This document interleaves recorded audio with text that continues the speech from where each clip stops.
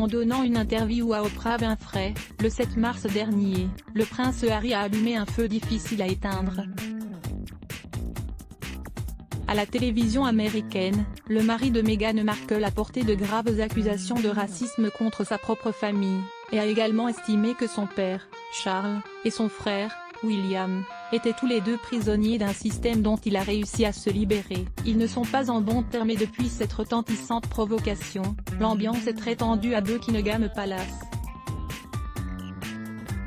Et c'est dans ce contexte électrique que le prince Philippe s'est éteint le 9 avril dernier. À l'âge de 99 ans, le mari de la reine part en laissant une famille en difficulté. Toutefois, en raison de ses funérailles, qui se tiendront le 17 avril prochain, à Windsor, une union, de façade au moins, a été demandée par la reine aux siens. C'est ainsi qu'à la polémique qui gonflait autour des uniformes militaires qui devaient être portés à la cérémonie par les membres de la famille gradée, Elisabeth II a répondu en logeant tout le monde à la même enseigne. Samedi prochain, tout le monde viendra donc en civil à Frogmore Gardens. L'ambiance pourrait être solennelle, assure le biographe Andrew Morton, dans les colonnes de Us Weekly, puisqu'en raison du protocole sanitaire strict pendant le Covid, personne ne se prendra dans les bras.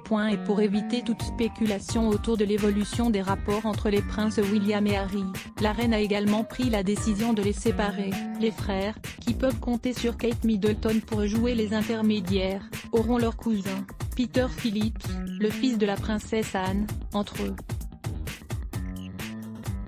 Un choix qui aurait tout à voir avec l'âge du Peter, premier petit-fils de la reine et du prince Philippe.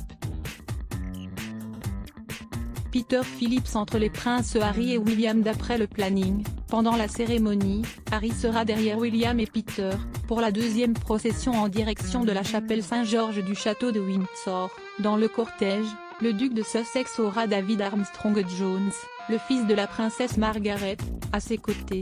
À titre de comparaison, pour les obsèques de Lady Diana, en 1997, Harry et William avaient marché avec leur père et leur grand-père, Charles et Philippe, derrière le cercueil, accompagnés de leur oncle, Charles Spencer. Notre photo.